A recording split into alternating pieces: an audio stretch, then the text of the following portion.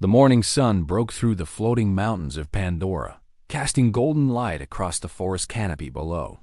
Tsuti stood at the edge of the cliff, his yellow eyes fixed on the distant horizon where smoke still rose from the human mining operations.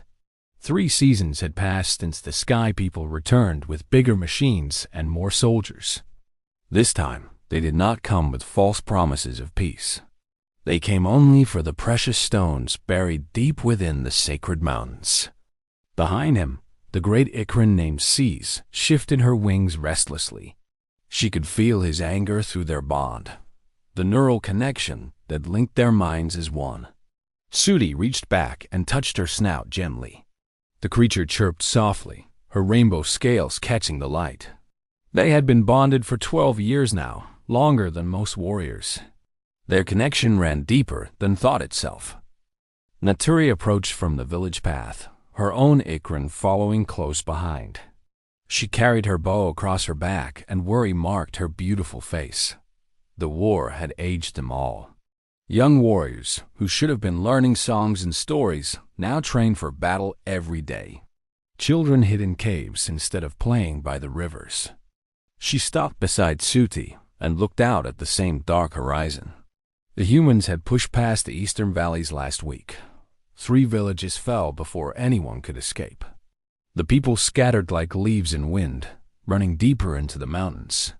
But there was nowhere left to run. The Sky People tracked them with flying machines that saw through forest and stone. Tsuti turned to face her. His expression was hard, but his voice carried the weight of difficult decisions. He told her about the gathering happening at the Tree of Souls. Clan leaders from across the land were coming together for the first time in generations. Even the reef people were sending representatives. The war had united old enemies in ways that peace never could. Naturi nodded slowly. She had heard the drumbeats echoing through the mountains for days. Something was changing among the people. The old ways of waiting and hiding no longer seemed possible. The humans would not stop until they had everything. Their hunger for resources was endless, bottomless, like a creature that grew larger with each meal. They mounted their Ikran and took to the sky together. The wind rushed past them as they rose above the trees, climbing toward the floating mountains where the great gathering would take place.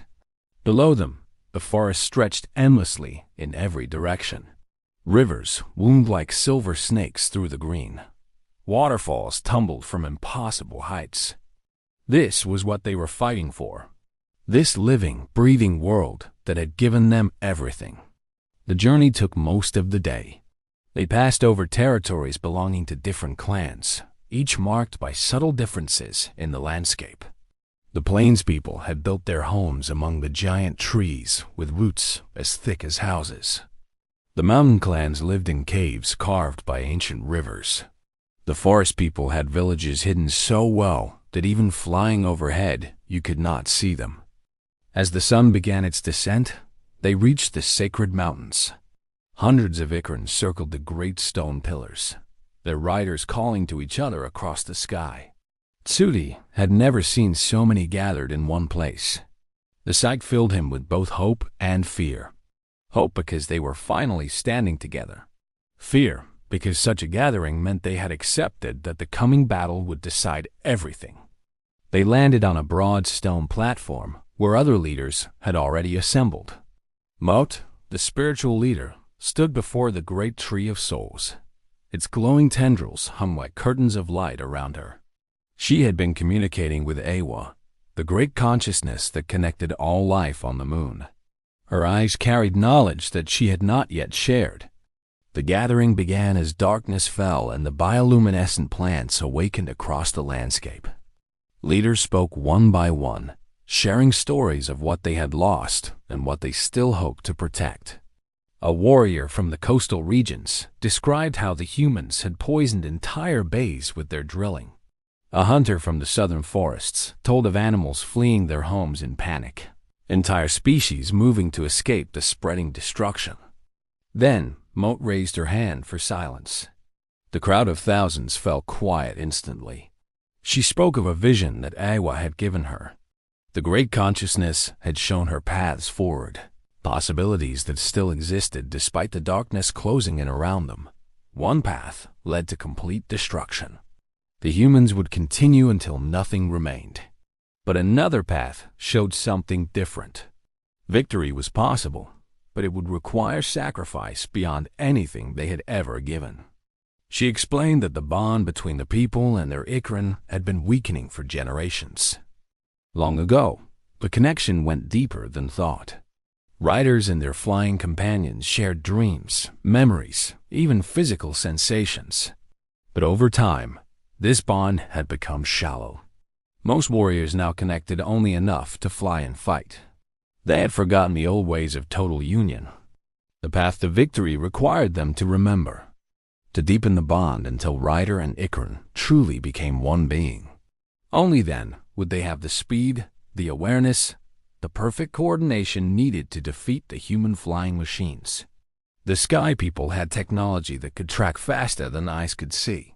They had weapons that fired before muscles could react.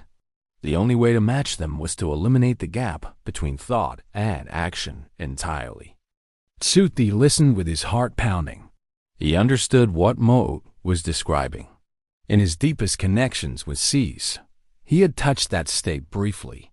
Moments when he could not tell where his body ended and hers began. Moments when they moved not as two, but as one. But achieving that state permanently seemed impossible. The training began the next morning. Warriors gathered in small groups across the sacred mountains. The elder riders, who still remembered the old ways, guided them through exercises that had not been practiced in generations. They taught breathing techniques that synchronized heartbeats. They led meditations that opened the neural bond wider than most had ever experienced. Days passed in exhausting practice. Many warriors struggled with the process. The deeper bond required surrendering control, trusting completely in their Ikran partners. Some could not release their fear. Others found the intimacy too overwhelming. But slowly, progress came. Riders began to anticipate their Ikran's movements before they happened. Ikran began to understand complex strategies without any conscious direction from their riders. Tsuti pushed himself harder than anyone. He spent hours each day in meditation with seas, exploring the depths of their connection. He discovered memories she carried from before their bonding, ancient instincts passed down through countless generations. She showed him how she perceived the world, a symphony of air currents, thermal patterns, and magnetic fields that he had never sensed before. Through her eyes, he learned to see the sky as a living thing. Every breeze was a conversation. Every cloud carried meaning. When he flew now, he did not guide seas through movements. Instead, they flowed together through the air like water finding its path downhill. Natural, effortless, perfect. The scouts brought word that the human assault force was assembling. Dozens of their flying machines gathered at the main base. Soldiers loaded weapons and supplies onto metal birds that roared instead of sang. They planned to push through the floating mountains in one massive attack, destroying the sacred sites and scattering the clans forever. The defenders prepared their response. Over 500 Ikran riders would meet the attack in the sky. Another 1,000 warriors waited on the ground with bows and spears to catch any humans who made it through. This would be the largest battle in memory, and everyone knew that defeat would mean extinction. Tsuti rose before dawn on the day of battle. He walked to where Seas rested and sat beside her in the darkness. They breathed together, their bond open and flowing between them. He thanked her for the years they had shared. She pressed her head against his chest, and he felt her emotions washing over him. Not fear, but readiness. Not doubt, but absolute trust. The human machines appeared as the sun rose behind them, their shapes dark against the brightening sky. They came in formation, disciplined and deadly. Their weapons began firing while they were still distant specks, explosions blooming among the floating rocks. The Ikran riders launched to meet them. Tsuti and Seas rose together, their movements perfectly synchronized. Around them, hundreds of warriors and their partners climbed through the morning air. The improved bonds were visible in their flying. No longer did Riders and Ikran move like separate beings trying to cooperate. They moved like single creatures with wings and thoughts united. The first clash was chaos and noise. Human machines spun and dove, their weapons tracking targets with mechanical precision. But the Ikran riders had become unpredictable, their movements flowing from instincts older than human technology. Seas felt an attack coming before the weapon even aimed, and they twisted aside as fire passed through empty air. Tsuti guided them toward a cluster of machines working together. Through the bond, he shared his strategy with Seas instantly. She understood and adjusted their approach without any visible signal. They dove through the formation, scattering the machines before they could coordinate their fire. All around them, similar scenes unfolded. Riders and Ikran working as one, exploiting tiny gaps that no machine could calculate fast enough to close. The human pilots were skilled, but they fought as individuals in metal shells. The defenders fought as something more, connected to each other and to the world itself. The battle raged for hours across the sky. Losses mounted on both sides. Warriors fell and machines crashed into the mountains below. But slowly the tide began to turn.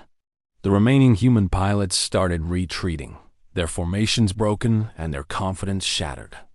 As the last machines fled toward the distant base, a great cry rose from the defenders. They had won the day, though the cost had been terrible. Tsuti circled with Seas above the sacred mountains, watching the smoke clear from the sky. Below them, warriors embraced and wept together. The bond that had saved them in battle now connected them in grief and triumph. The war was not over. The humans would return with more machines and different strategies. But something had changed that could not be undone. The people had remembered their deepest connections. They had found strength in bonds that technology could not break or copy. Whatever came next, they would face it together, as they always should have been. Tsuti turned Seas toward home as the sun began to set. The floating mountains glowed like jewels in the golden light. Somewhere below, children were emerging from their hiding places. Songs were beginning to rise from the villages. Life continued, precious and fragile and worth every sacrifice. He felt Seas' agreement flow through their bond like warm water, and together they flew into the approaching night.